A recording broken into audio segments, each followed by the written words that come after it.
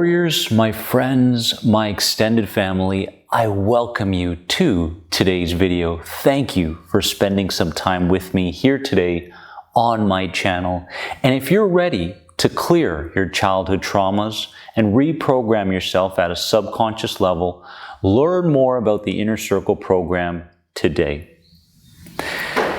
I've got some words of wisdom for you today. Yes, you, the person that is struggling maybe at a mental level, an emotional level, at a physical level or spiritual level, it doesn't matter. Lately, I've been really paying attention to what's taking place around the world, and I can see a lot of people being triggered by certain things that are going on the outside, and also creating things that aren't necessarily there on the inside and leading them to an anxiety-filled life. So what I have here is a couple of notes that are really going to speak to you. Things that you may not be noticing that are happening in your life right now that are creating the activation of these stress hormones that we tend to be addicted to after some time.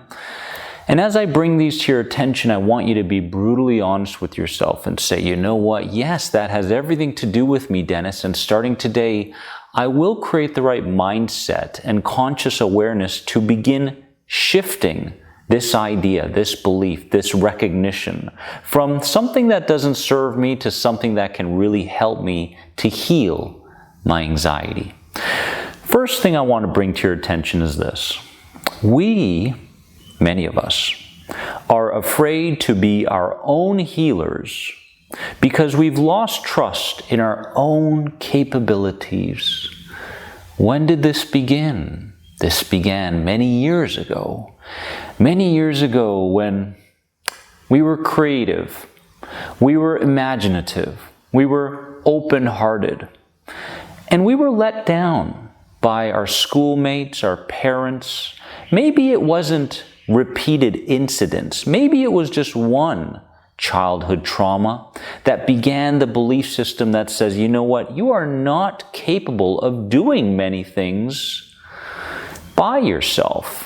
That's why we tend to cling on to the life that we have. We're afraid to leave the job we have, the relationship we have, even for things that may be better, because we feel like, you know what, at some level, I'm undeserving of this change. And number two, I don't feel like I'm capable of making this change or sticking to the change long term. I want you to know that you can start over. You don't have to be a product of a singular or repeated past trauma that occurred in your life.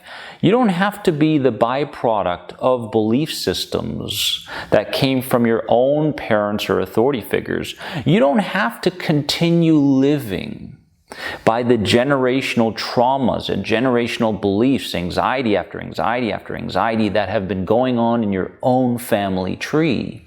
You can start over. And much of this world says that, you know what, we are not capable of many things and we are very powerless in our ability to take things on that are new and create things. But I'm going to disagree with all of that and say you are capable of anything, and you are putting something aside right now that you aren't necessarily taking charge of and acting on. And I want you to think about what that may be, because you are limitless. You are capable. Second thing is being alone leads to reflection and deeper wisdom.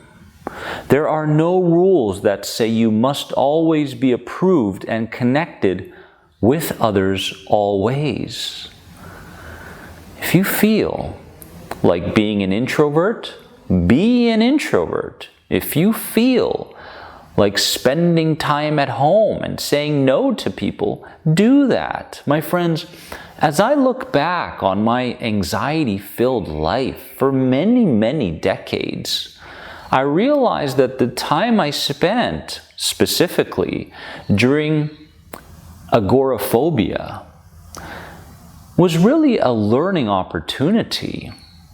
Agoraphobia for me was there because Well, at some level, yes, I was afraid of the new. I was afraid of change. I was afraid of being unapproved by others, disliked, whatever it may be. But I was also feeling like, this is a chapter in my life. This is a stage in my life. And there are some learning lessons that must be made while I'm alone, while I'm in my home.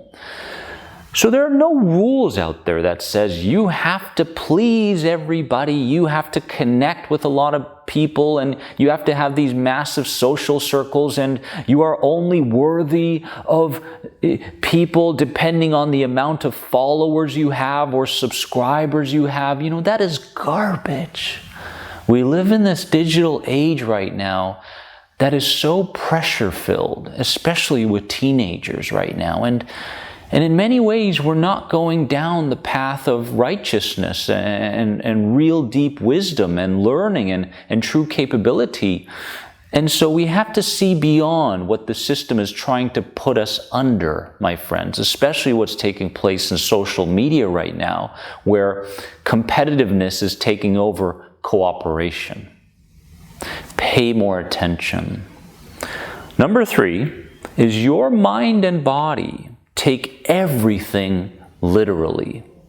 So sarcastically putting yourself down around yourself or others is negatively affecting you. Remember, your intelligence within your mind and body cannot tell the difference between something that is said sarcastically and seriously. So when you are sarcastic around yourself or around other people saying, that's just the way I am, right? It's just anxiety, for example.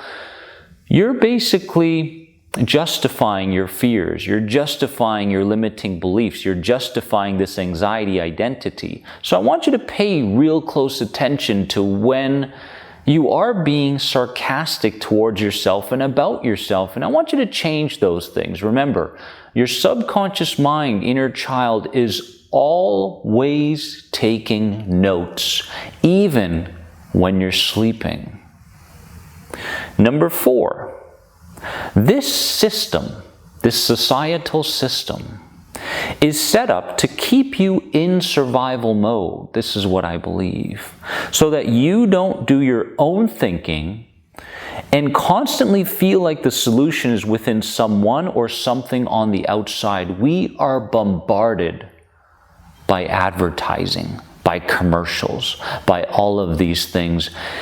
And many of us think that they are not affecting us, right? We're watching a program on TV, programming.